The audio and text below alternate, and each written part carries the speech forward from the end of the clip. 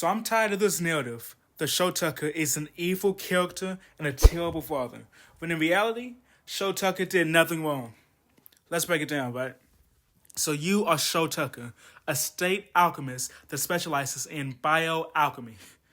Now, bioalchemy itself is a fucking horrible field of alchemy to study because it's wildly experimental. Nobody knows what the fuck they're doing in bioalchemy. Niggas just throw darts at the board and hope it sticks. And you, Shou Tucker, you are the leading alchemist in this field because of some shit you did 2 years ago.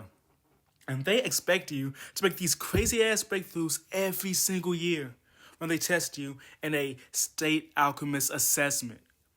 And based on what they think about your experiments, they get to decide whether you stay a state alchemist. Like, what the fuck is that?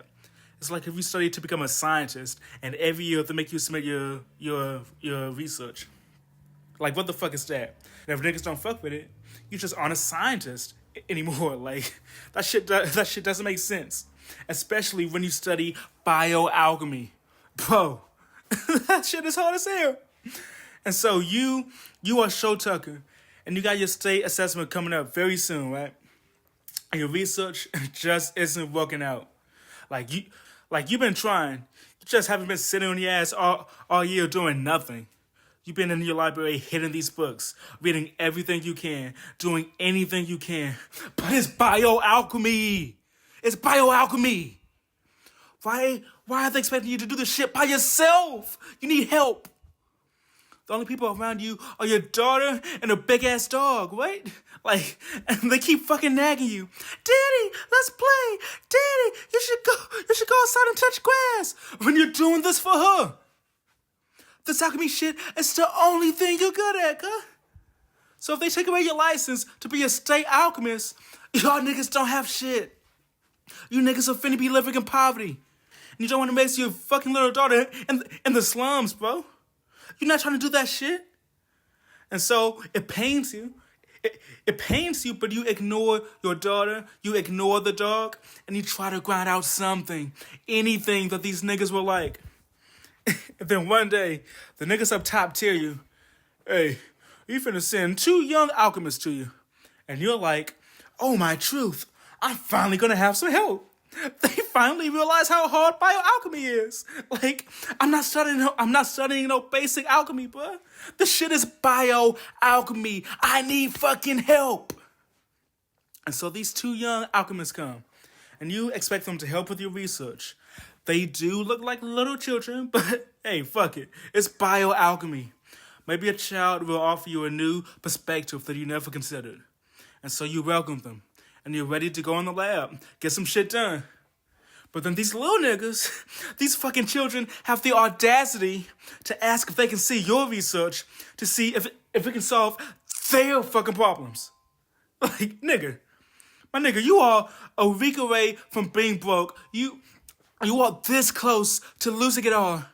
And these children want to look at your research for their own needs? But is this a joke? But you realize it doesn't even matter. Fuck it. Let them explore your library. You treat them with hospitality. Days go by, and what are these children doing? Are they studying in your library like they said they were gonna do? No! They're playing outside with your daughter and dog. And what are you doing? Putting in this motherfucking work on the brink of tears. These niggas are fucking around. You need help! They gotta be prodigies of the state alchemists at the age of 14 and 15, so why aren't they helping you? Your assessment is days away. You don't have shit. And this is when you have to make a serious decision. You used to have a wife.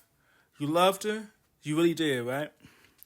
And I'm not gonna say that she was a bitch, but she was always nagging you, calling you a broke motherfucker. Just cause the niggas' pockets were a little thin. Ain't nobody stopping her from getting a job. Except society, cause it is the early 1900s. So it was up to you to make some shit happen. And you ask yourself, what does it mean to study science? To study alchemy? And you realize it means being a utilitarianist. doing whatever it takes to maximize the utility for the greatest number of people. And so you ponder to yourself, would it be better for humanity if I sacrifice my life for the purpose of scientific advancement? And of course, you automatically said no. Of course not. But then you thought about things a little bit deeper, and you wondered, would my wife rather live with me and our daughter in squalid conditions, always scrambling for food and money? Or would she want to become a martyr for science? We live these feeble, transient lives, but I could immortalize her. I could give her life meaning. And so, 2 years ago, you became a state alchemist by creating a talking chimera. And you have your wonderful wife to thank for that. Because of her, you could always give your daughter the life she always deserved. You could finally see her smile. But now, you're stuck in a similar predicament. These bitch-ass prodigy children aren't doing shit to help you. And time is running out. So you ask yourself, what is best for humanity? What is best for my daughter? And you're a state alchemist, so you understand the law of equivalent exchange. In order for there to be a great advancement in the field of alchemy, there has to be a consequence of equal adverse effect. And thinking of things from a utilitarian point of view, is it better for all of humanity to miss out on something that could evolve the species just because you love your daughter? Of course not. It pains you, it does. But you also think about what your daughter would want. She doesn't deserve to live in piss-poor conditions just because you aren't shit. You don't want to see her smile fade yet again. And so, you make another talking chimera. After 2 years, you finally have something that these fucking bureaucratic, ignorant niggas who judge the state alchemist assessment will appreciate. They don't give a fuck about the intricacies of bioalchemy. They just want to see pseudo-animals to talk. But here's their fucking wish. You are content with knowing that you have contributed to alchemy to the best of your ability. And you think that everything's peachy. But then those 2 young alchemists pull up to your crib. And you're in utter shock. You thought this was their off day. They come barging in, not even letting you open the door. And they walk in on you petting your talking chimera. You try to play it off like, yo, I had a crazy breakthrough last night and created another talking chimera. And then your talking chimera suddenly starts talking. And you're praying to truth that these prodigy children are only book smart and don't have any common sense. Because this talking chimera sounds exactly like your daughter. The older of the 2 alchemists seems a little suspicious. And then the talking chimera starts saying, big brother, big brother.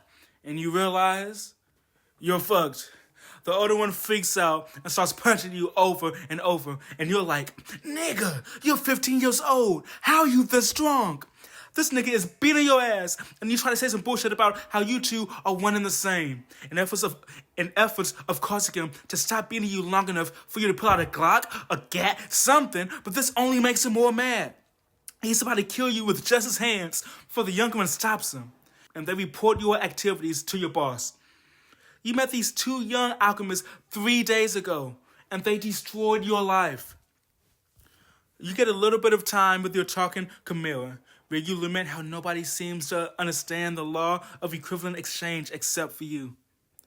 And then suddenly, this brown man with a scar on his forehead comes walking in the door talking about God and salvation. You think he's a terrorist, and you're very afraid. You try to say, wa alaikum salam, but I guess you fucked up the pronunciation because he just kills you. And you're talking chimera. So, I hope this shows the Shou Tucker did nothing wrong. And we can finally get rid of this perpetuated narrative that he's evil, one of the most despicable characters in all of anime. If you enjoyed, you know what to do. Peace.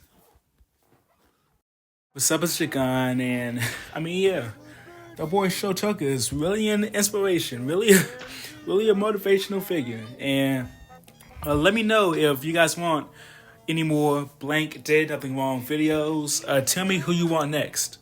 I am new to this YouTube thing, but I'm trying my best, and I want to give you guys just whatever you guys want. Peace.